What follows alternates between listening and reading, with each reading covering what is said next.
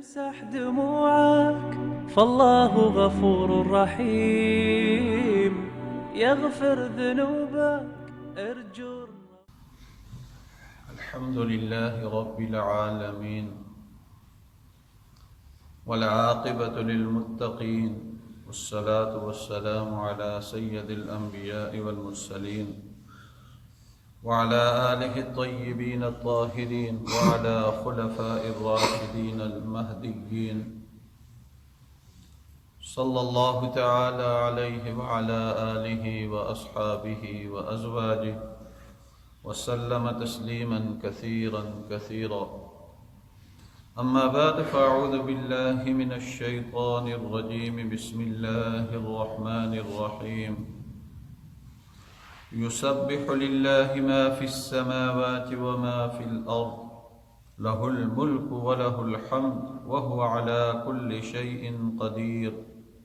هو الذي خلقكم فمنكم كافر ومنكم مؤمن والله بما تعملون بصير.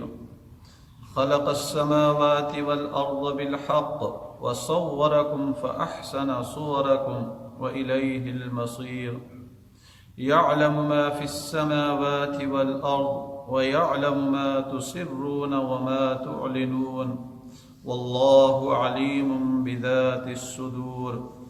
ألم يأتكم نبأ الذين كفروا من قبل فذاقوا وبال أمرهم ولهم عذاب أليم. ذلك بأنه كانت تأتيهم رسلهم بالبينات فقالوا أبشر يهدوننا فكفروا وتولوا واستغنى الله والله غني حميد. صدق الله العظيم. قرآن کریم فرقان حمید کا یہ 28واں پارہ ہے. کل 18 آیات 2 رکوع پر مشتمل اس سورت کا نام سورہ تغابن ہے. ترتیب تلاوت کے اعتبار سے سورہ تغابن کا نمبر ہے 64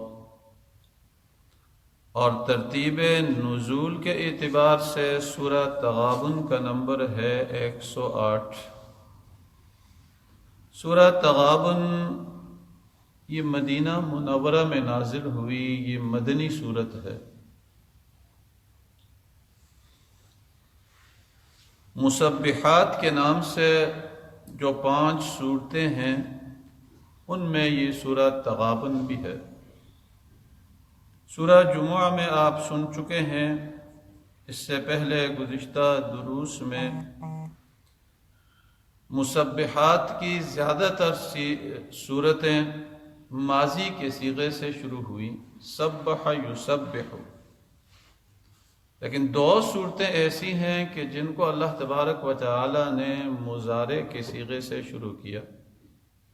جہاں ماضی کا صیغہ استعمال ہوتا ہے وہ قطعیت اور یقین کے لیے کہ یہ کام قطعیت کے ساتھ یقینی طور پر یہ کام ہو رہا ہے، یہ کام ہوگا. اور مضارع کا صیغہ جہاں استعمال ہوتا ہے وہ استمرار کے لیے ہوتا ہے کہ ہمیشہ یہ ہوتا رہے گا. وہ یقینی ماضی کا صیغہ قطعیت کے لیے اور یہ استمرار کے لیے، دوام کے لیے، ہمیشگی کے لیے. تو یہ 2 صورتیں سورہ جمعہ اور یہ سورہ تغابن یسبح للہ، یہ مضارع کے صیغہ یہاں استعمال ہوا ہے کہ کائنات کی ہر چیز اللہ کی تسبیح بیان کرتی ہے.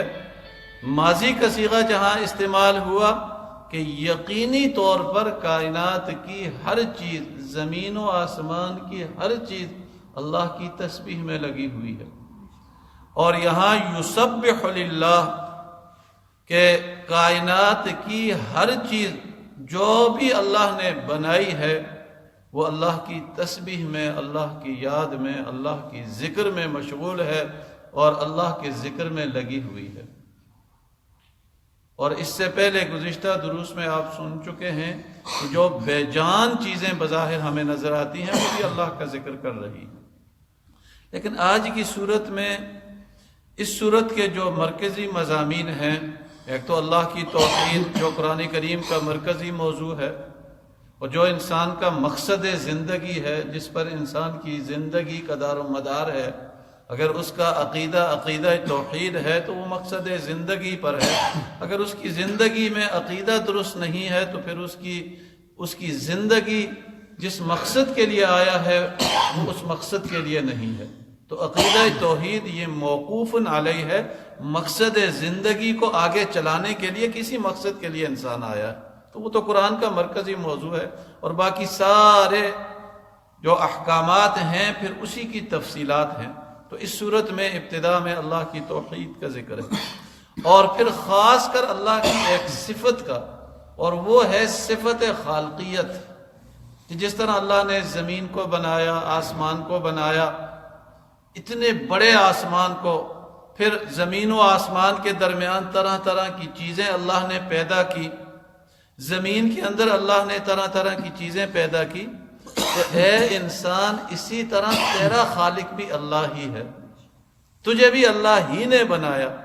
اور اللہ کی ایک صفت ہے، ایک تو صفت خالقیت، اور دوسری صفت اللہ کے صفاتی ناموں میں سے مصور اللہ کا نام آتا ہے۔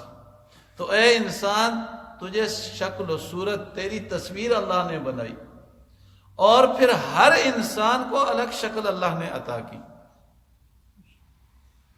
اگر لاکھوں کا مجمع ہو تو آپ کا بھائی ہے، آپ کا رشتہ دار ہے، آپ کا دوست ہے، آپ اسے پہچان لیں گے کہ فلاں ہے۔ تو یہ الگ الگ شکلیں، اور پھر صرف انسان کے لیے نہیں بلکہ جتنی بھی اللہ کی مخلوقات ہیں سب کو اللہ نے شکلیں دی، لیکن ان سب میں حسین خوبصورت انسان کو اللہ نے شکل عطا کی۔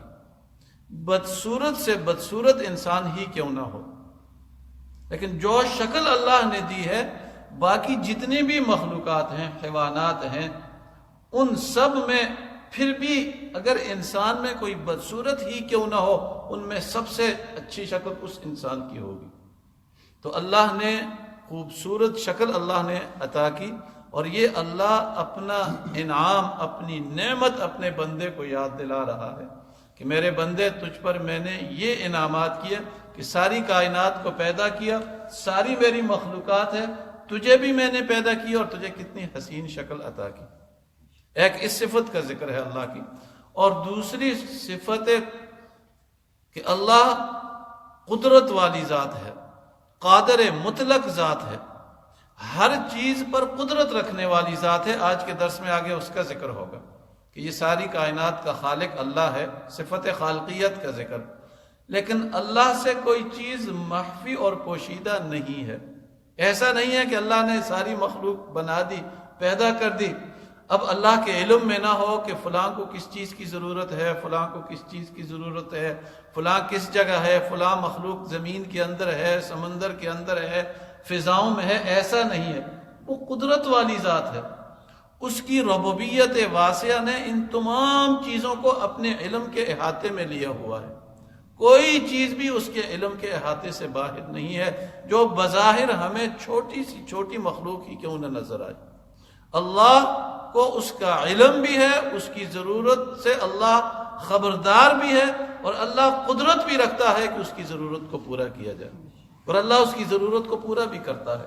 اس میں صحیح حدیث میں آتا ہے، نبی علیہ السلام نے فرمایا کہ رات کی اندھیری ہو، جنگل ہو، بارش برس رہی ہو اور کالا پتھر ہو، اس پتھر پر کالی چونٹی چل رہی ہو، اس پتھر پر کالی اندھیری میں، طوفانی رات میں، جنگل کی اندھیری، رات کی اندھیری، پھر پتھر کالا، اس کی اندھیری، اس پر چونٹی کالی، وہ جو چل رہی ہے، اور اس کے جو چھوٹے چھوٹے پاؤں ہیں، اس سے جو لائن بنتی ہے، اللہ کو وہ لائن بھی نظر آتی ہے، اور وہ جو چلتی ہے اس میں اس کی چلنے کی کیا آواز ہوگی، وہ آواز بھی اللہ کو سنائی دیتی ہے، اور اس کی بھی اللہ فریاد سنتا ہے، اور اللہ قدرت رکھتا ہے کہ اس کی ضرورت کو بھی پورا کرے، تو پھر انسان کو تو اللہ نے حسین شکل دی، سب سے احسن بنایا، تو انسان کی ضروریات کا کفیل بھی وہی ہے۔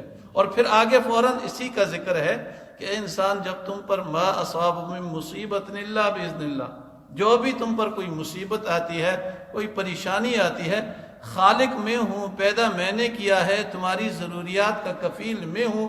جب تجھ پر مشکل آتی ہے تو وہ بھی میری طرف سے ہوتی ہے۔ جب یہ یقین کسی کا بن جائے کہ خالق ذات اللہ تبارک و تعالیٰ کی ہے، میری ضروریات کی کفیل ذات اللہ کی ہے، تو جب اسے کسی چیز کی ضرورت ہوگی تو اپنے رب سے مانگے گا، اپنے رب کی طرف رجوع کرے گا۔ اور دوسرا یہ کہ اللہ فرماتا ہے کہ اگر تجھے کوئی پریشانی، کوئی دکھ، کوئی تکلیف لاحق ہو تو وہ بھی میری طرف سے ہے۔ تو جب یہ یقین ہوگا انسان کو، تقدیر پر ایمان ہوگا کہ مشکلیں بھی اللہ کی طرف سے ہیں، تو جب مشکل میں پھنسے گا تو اسی کو پکارے گا، اسی کی طرف سے ہے، تو اس کو دور کرنے والی ذات بھی اسی کی ہے۔ تو آج کے درس میں آگے اس کا بھی ذکر ہے، چونکہ اس سورت کا نام سورہ تغابن ہے، اور تغابن غبن سے ہے، انسان خسارے میں، نقصان میں۔ وہ گھڑی آنے والی ہے کہ بہت سے لوگ ایسے خسارے میں پڑ جائیں گے کہ وہ ہمیشہ کے لیے خسارے میں رہیں گے، اور یہ قیامت کے دن کا نام ایک یوم التغابن بھی ہے۔ تغابن، خسارے والا دن، یا یوم التغابن کہتے ہیں بہت سے لوگوں کے لیے کامیابی کا اور بہت سے لوگوں کے لیے ناکامی کا دن، اور وہ دن ہے قیامت کا دن اور حساب و کتاب کا دن۔ اس دن بہت سے لوگ ایسے ہوں گے کہ کامیاب ہوں گے، اور ایسے کامیاب ہوں گے کہ ہمیشہ ہمیشہ کے لیے وہ کامیاب ہو جائیں گے، اور کچھ لوگ ایسے ناکام ہوں گے کہ وہ ہمیشہ ہمیشہ کے لیے ناکام ہو جائیں گے۔ تو اے انسان، وہ دن بھی آنے والا ہے، اور مالک یوم الدین، اس دن کا خالق، اس دن کا مالک صرف اور صرف اللہ تبارک و تعالی۔ اور اس میں اشارہ کر دیا کہ دنیا میں اللہ نے بہت سے مجازی مالک بنائے ہوئے ہیں، بہت سے مجازی مالک ہیں، یہ فلاں بادشاہ ہے، اس کا ملک ہے، یہ فلاں شخص ہے، اس کی زمین ہے، یہ فلاں شخص ہے، اس کا گھر ہے، اس پر فلاں کا حکم چلتا ہے۔ تو یہ مجازی مالک بنے ہوئے، مجازی خدا بنے ہوئے ہیں، لیکن مالک یوم الدین، یہ مجازی ملکیتیں بھی کل قیامت کے دن ختم ہو جائیں گی، اور وہاں ملکیت صرف ایک ذات کی ہوگی، اور وہ ہے اللہ تبارک و تعالیٰ کی ذات، اور اسی کی طرف سے پھر پکار ہوگی لمن الملک اليوم، بتاؤ آج کس کی بادشاہت ہے، بتاؤ آج کس کا راج ہے؟ تو خود اللہ تبارک و تعالیٰ کی طرف سے یہ جواب آئے گا کہ للہ الواحد القہار۔ تو وہ دن آنے والا ہے، اور وہ دن ایسا دن ہے کہ بہت سے لوگ ناکام ہوں گے اور بہت سے کامیاب ہوں گے۔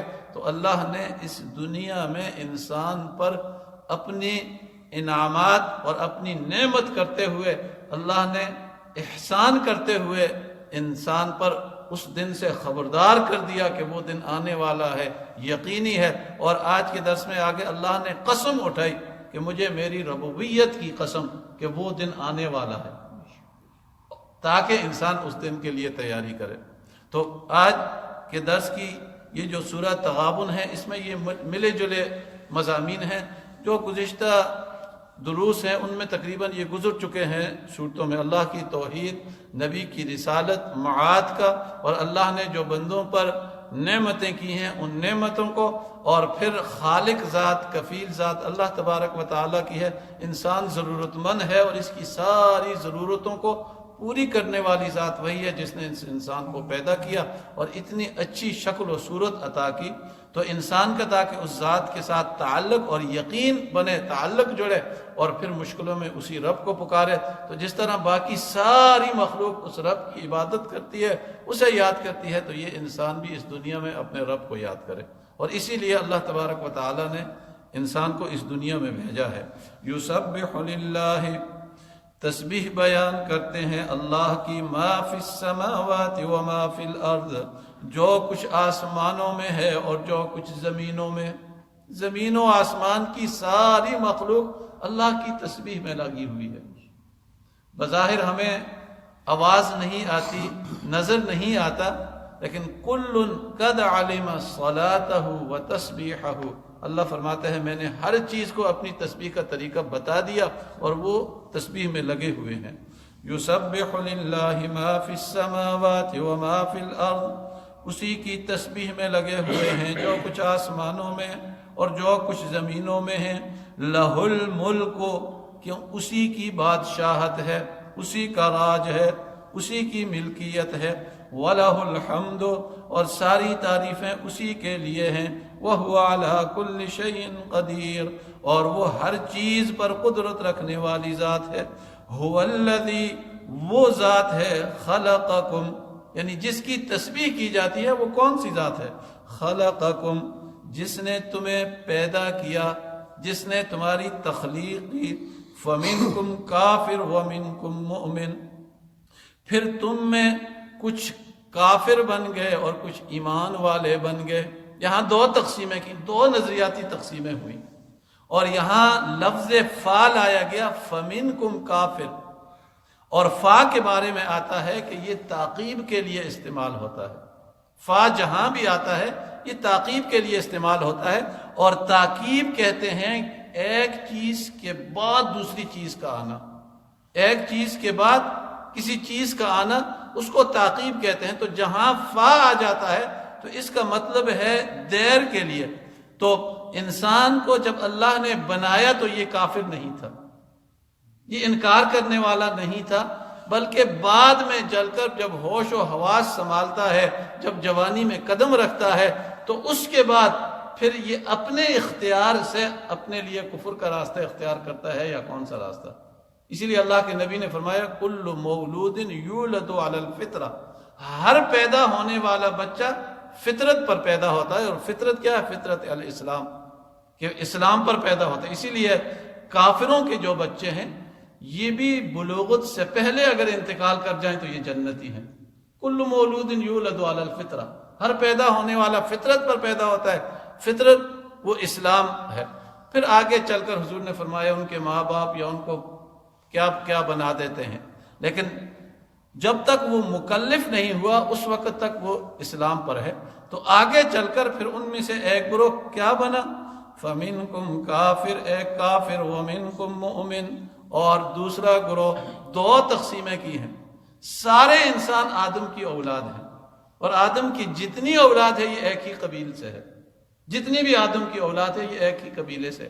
تو اس سے یہ معلوم ہوا کہ جتنے بھی انسان ہیں یہ سب کے سب ایک ہی برادری سے ہیں، ان کا تعلق ایک ہی برادری سے ہے، حضرت آدم علیہ السلام کی اولاد ہیں۔ آگے جو قبائل اور ان میں جو تقسیم ہے یہ تو صرف تعارف کے لیے ہے، یہ اس کے لیے نہیں ہے کہ اس تقسیم کی وجہ سے کسی کا رتبہ یا کسی کی شان بلند ہو، ایسا نہیں ہے۔ قرآن کہتا ہے وَقَبَائِلَ لِتَعَارَفُوا، پہچان کے لیے کہ وہ فلاں پاکستان والا، فلاں بنگلہ دیش والا، فلاں عرب، فلاں عجب، فلاں زبان بولنے والا، یہ تعارف کے لیے۔ اللہ فرماتا ہے اِنَّ أَكْرَمَكُمْ عِنْدَ اللَّهِ أَتْقَاكُمْ، میرے ہاں عزت والا وہی ہوگا جو متقی ہوگا، وہ خواہ کسی برادری کسی زبان سے تعلق رکھنے والا، اگر متقی اور پرہیزگار ہے تو میرے ہاں وہ عزت والا ہے۔ تو اگر دیکھا جائے اس حیثیت سے تو سارے کے سارے ایک ہی برادری اور ایک ہی قبیلے سے ہیں۔ پھر آگے اس برادری سے نکالنے والی چیز کیا ہے؟ وہ کفر ہے۔ اگر چل کر انسان کفر کر دیتا ہے تو وہ انسانیت سے اپنے آپ کو اس لیے نکال دیتا ہے کہ اللہ نے اس دنیا میں انسان کو بھیجا ہی اپنی عبادت کے لیے۔ تو فَمِنْكُمْ کافر، صرف یہ دو تقسیمیں ہیں، باقی نہیں۔ فَمِنْكُمْ کافر، پس پھر ان میں ایک گروہ، کچھ لوگ انکار کرنے والے ہو گئے، وَمِنْكُمْ مُؤْمِنٌ، اور ایک گروہ ایمان والا۔ وَاللَّهُ بِمَا تَعْمَلُونَ بَصِيرٌ، اور اللہ وہ ہے کہ جو کچھ تم کرتے ہو اسے دیکھ رہا ہے، اس سے کوئی چیز مخفی نہیں ہے۔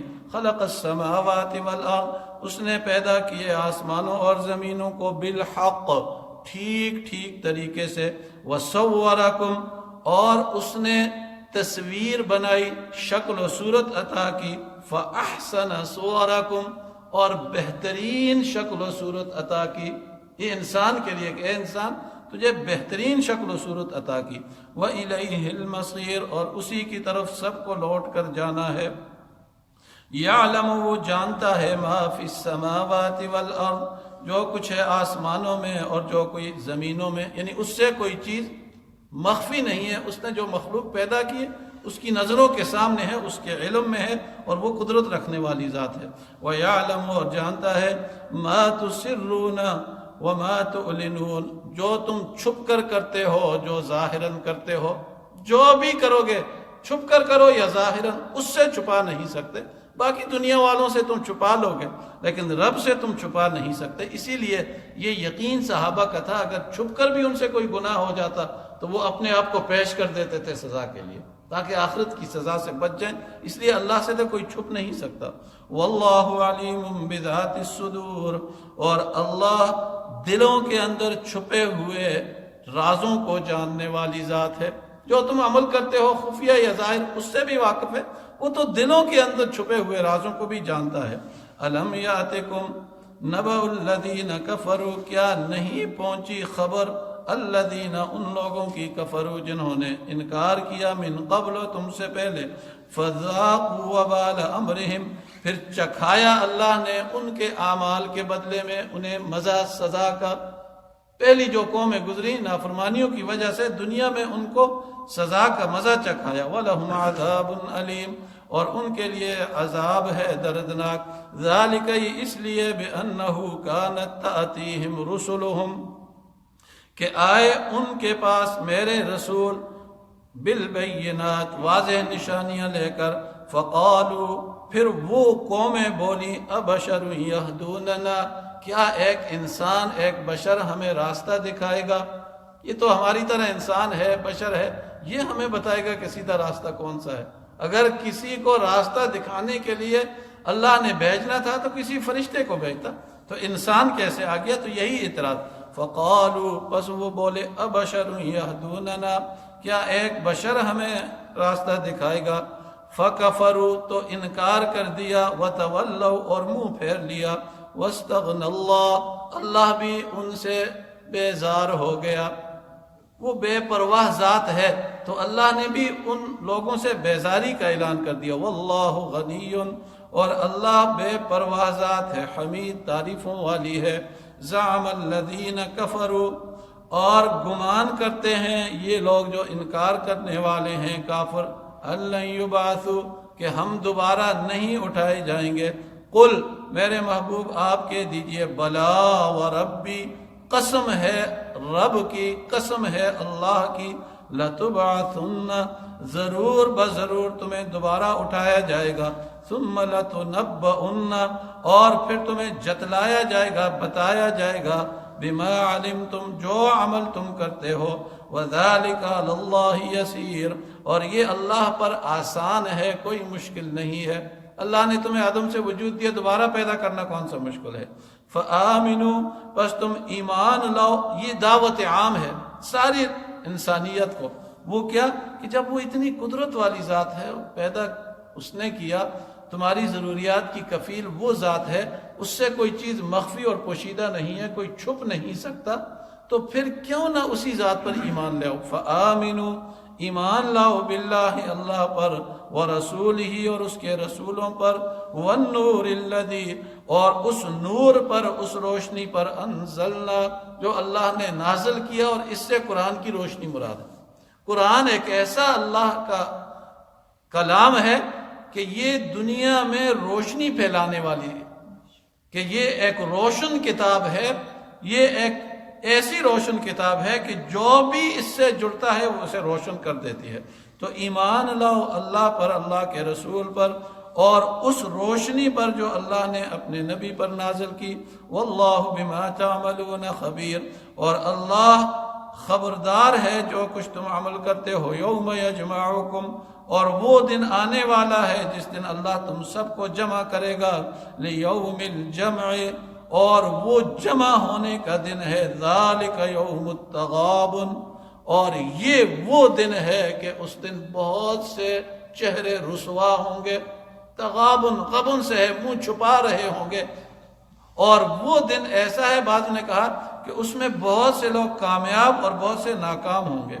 وَمَن يُؤْمِن بِاللَّهِ، اور وہ جو ایمان لائے اللہ پر، وَيَعْمَلْ صَالِحًا، اور عمل کیا اچھے، يُكَفِّرْ عَنْهُ سَيِّئَاتِهِ، تو ہم مٹا دیں گے ان کے گناہوں کو۔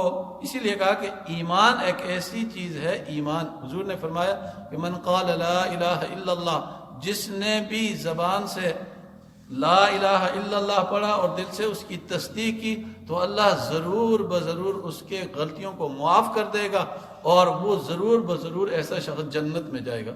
تو اسی کی طرف اشارہ ہے وَمَن يُؤْمِن بِاللَّهِ، جو ایمان لایا اللہ پر، وَيَعْمَلْ صَالِحًا، اور عمل کیے اچھے، يُكَفِّرْ عَنْهُ سَيِّئَاتِهِ، اللہ کفارہ کر دے گا اس کے گناہوں کا، مٹا دے گا اس کے گناہوں کو، وَيُدْخِلْهُ، اور داخل کرے گا، جَنَّاتٍ تَجْرِي، ایسے باغوں میں، مِن تَحْتِهَا الْأَنْهَارُ، جن میں بہتی ہیں نہریں، خالدین فیہا ابدا، اور رہیں گے اس میں ہمیشہ ہمیشہ کے لیے، ذالک الفوز العظیم، اللہ فرماتا ہے یہ ہے بڑی کامیابی۔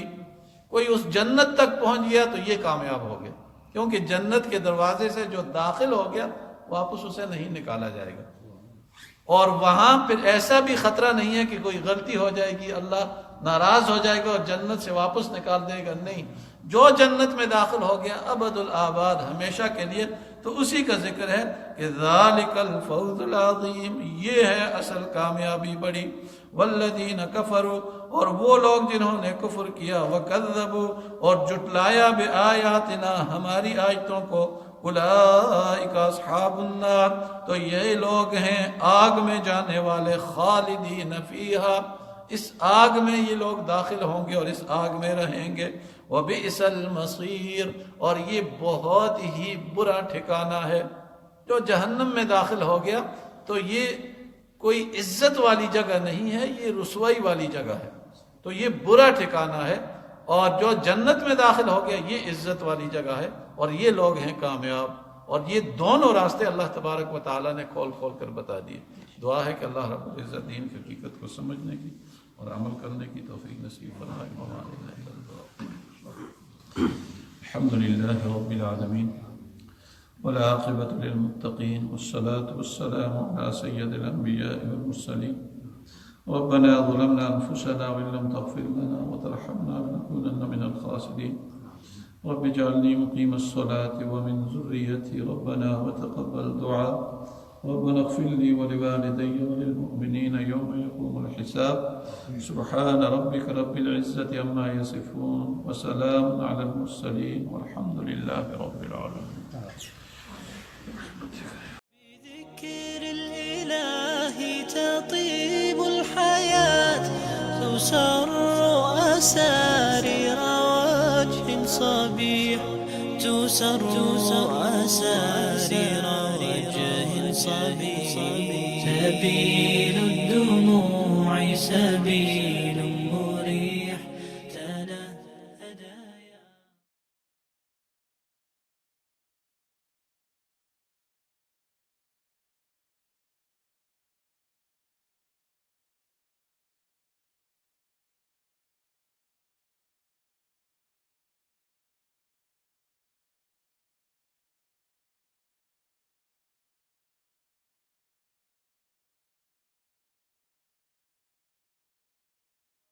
لا إله إلا الله، لا إله إلا الله۔